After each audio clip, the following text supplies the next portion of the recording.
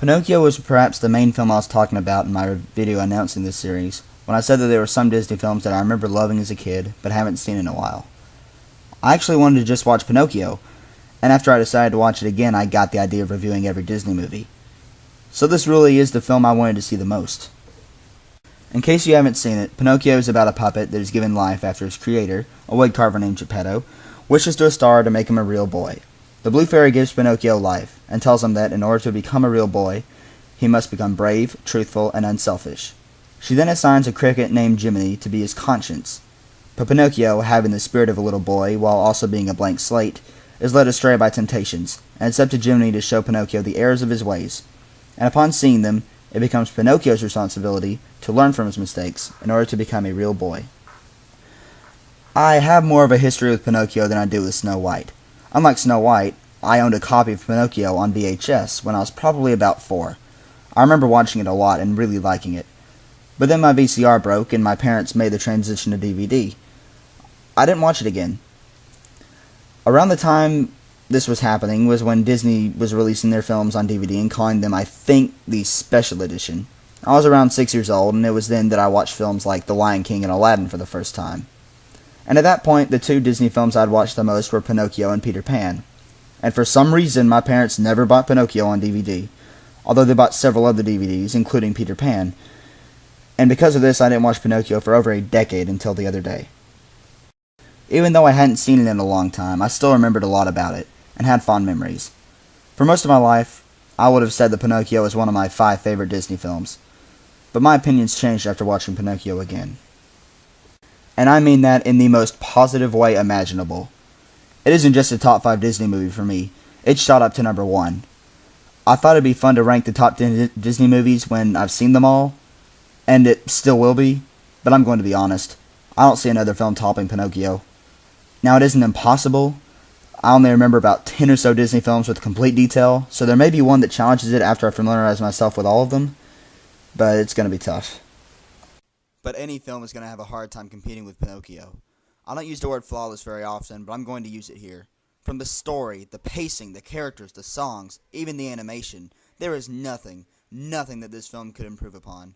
Snow White was a great first film, but Pinocchio is a masterpiece, and one of the all-time great films. I said in my Snow White review that simple stories could still result in great movies, and that's exactly what we have here. A simple setup with simple situations following it. But it works so very well. I said it worked well in Snow White, but it didn't work perfectly. I think the thing that Pinocchio does that Snow White didn't is present, while still simple, more interesting characters than Snow White does. There isn't anything complex about Pinocchio or Jiminy, but they still manage to be 2 of Disney's most iconic and greatest characters. While they're very simple, they're given personalities that make them feel real. Pinocchio may not be very smart, but it's hard not to love this guy. His innocence and curiosity about the world around him makes him a great character. And although Pinocchio continuously gives in to temptations, and constantly doesn't listen to Jiminy, he never goes too far. He isn't ever mean to Jiminy, and he usually doesn't think he's doing anything wrong. And Pinocchio is so likable that you never tire of seeing him fall for the same tricks that result in him getting into trouble. We want him to get out of it, but I personally never found myself disliking him or getting tired of Pinocchio constantly getting into trouble.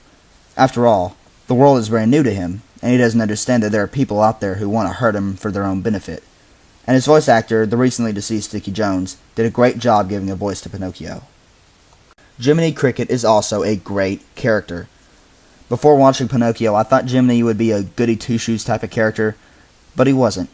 He wanted to help Pinocchio, but he also had character flaws himself. He flat out walks out on Pinocchio on 2 separate occasions. Once when he thinks Pinocchio doesn't need him anymore, and another time when he gets angry over Pinocchio calling someone other than him his best friend. These scenes give Jiminy a more dynamic personality, and make him more likable than he would have been if he had come across as, a flawless character like I was afraid he would be. And although he left Pinocchio on 2 occasions, he decides to stick with Pinocchio when he goes on a dangerous mission to rescue Geppetto from the belly of a whale. And this also helps to make a good character, because him sticking with Pinocchio, to me, sort of brings his character full circle.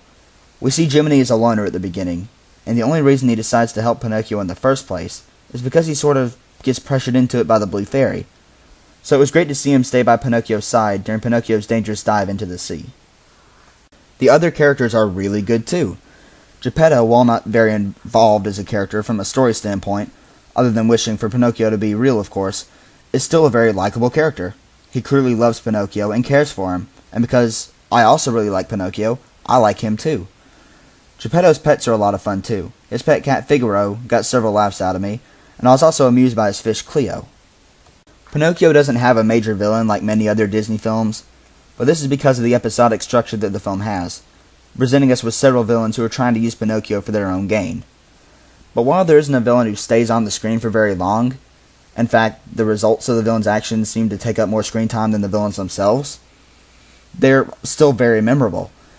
Even though I hadn't seen the film in a long time, I remember these guys very well. The villains of Lesser Evil, and also the ones we see the most of, are the con men Honest John and Gideon, and they're a lot of fun, especially when Gideon tries to demonstrate his dark and violent nature when Honest John is trying to smoothly talk to Pinocchio into falling for a con of theirs. Stromboli is also a very fun character, but out of all the villains we see him the least. And yet it's funny that the most iconic scene of the movie happens because Stromboli sets off a chain of events that leads to the scene where Pinocchio's nose grows after he lies. The coachman, although probably being the least known villain from the film, is actually the most evil one. His plot of luring children to an island so that he can turn them into donkeys to sell has become a very popular element of Disney's culture. And it is a horrific plot, and I'll return to it later in the review. Now, I meant what I said when I said that there wasn't a major villain in the film, and there isn't. But I'm willing to bet that whenever you heard me say that, you immediately thought about Monstro the Whale. Like a lot of things in this film, Monstro seems to be a big deal in Disney culture, and also a very popular figure in pop culture as well. And it isn't hard to see why. He's huge and threatening, and he is, as Jiminy Cricket says, a whale of a whale. But if I'm ranking the Disney villains in terms of villain-like qualities, Monstro would be dead last in this film. He's threatening for sure, but he's just sort of being an animal the whole time. But Monstro does make the most of his time on the screen, and I'll return to him later when I dive into some of the deeper aspects of this film. I know I just did a sort of curtain call for all the characters, and I don't normally list so many characters like I did, but every character in this film is so good that they're all worth mentioning. But this isn't just a film with great characters. The story of Pinocchio, while not very complex, sets up a wide variety of situations that all come together to make a great film. Yes, I know Pinocchio is based off a book, but Disney could have still screwed it up. But thankfully, they did not. One issue I had with Snow White was that, when all was said and done, nothing much had happened. I can't say the same about Pinocchio. While the setup is probably even simpler than Snow White's, Pinocchio goes through a lot on his journey to become a real boy. Whether it's performing on a stage, or smoking and drinking on an island of mischief, or going into the belly of a whale to save his father, Pinocchio goes through a lot over the course of this film, and every scene, and I mean every single one, is memorable. There's at least one thing in every scene that keeps that scene etched in my memory. I'm not sure I can say that about any other Disney film, and very few films in general, and I can count on one hand the other animated films that are as impactful to me as Pinocchio. Once again, I am not taking the release date into consideration when reviewing these movies' stories. That hurts Snow White. But it actually helps Pinocchio, because it's clear to me that this story, though not original, is presented by Disney in such a way that makes it timeless. And while the story to Snow White is timeless, I'd be lying if I said it didn't feel like the writers weren't comfortable in writing more things for Snow White to do.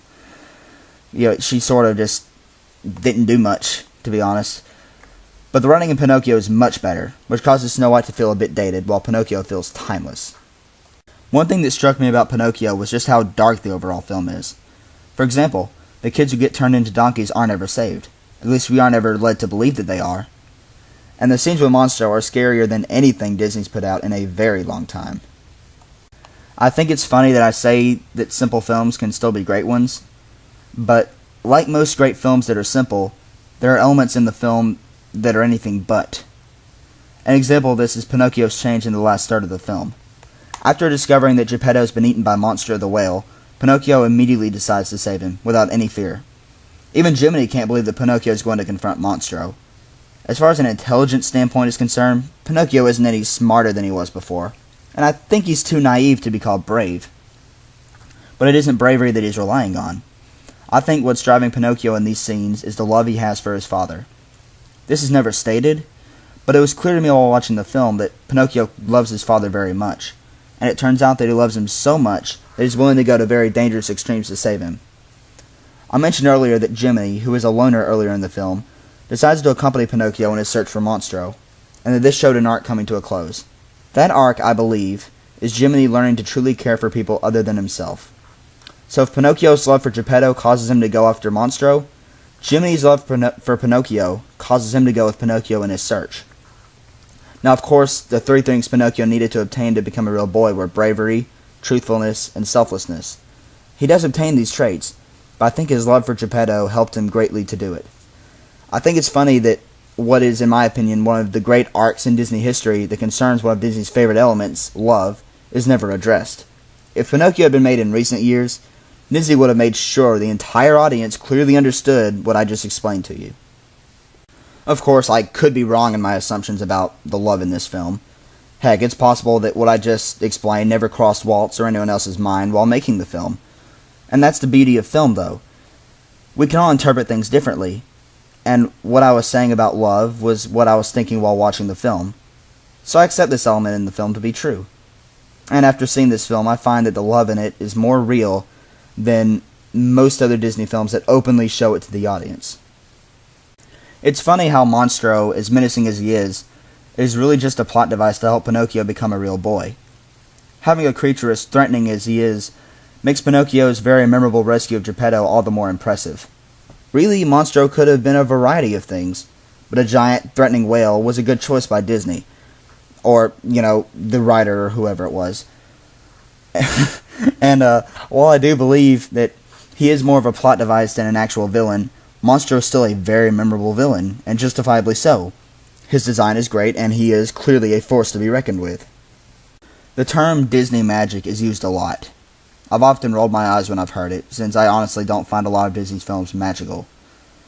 I do some, but not others. But Pinocchio, I can undoubtedly say, is magical. It evokes feelings from me that only my all-time favorite films do, and it does so while staying a perfect movie, and I mean perfect. As I said before, I don't see a single thing in this film that could have been improved upon. Not one. That is very rare for a film to do. I said that the animation for Snow White was very good, considering the time it was released. Well, Pinocchio's is easily better. I'm no artist, so I can't really add to that, but it looks a whole lot better to me. And if you can't tell, I think that Pinocchio just completely overpowers Snow White in terms of greatness.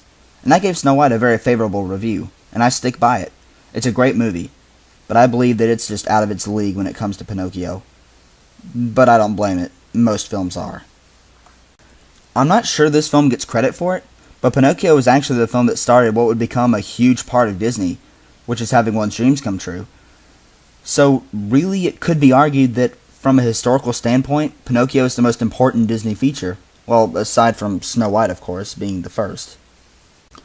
My favorite scene in the film is also its most iconic one. Yeah, it's the one where Pinocchio's nose grows. Sorry to be so predictable.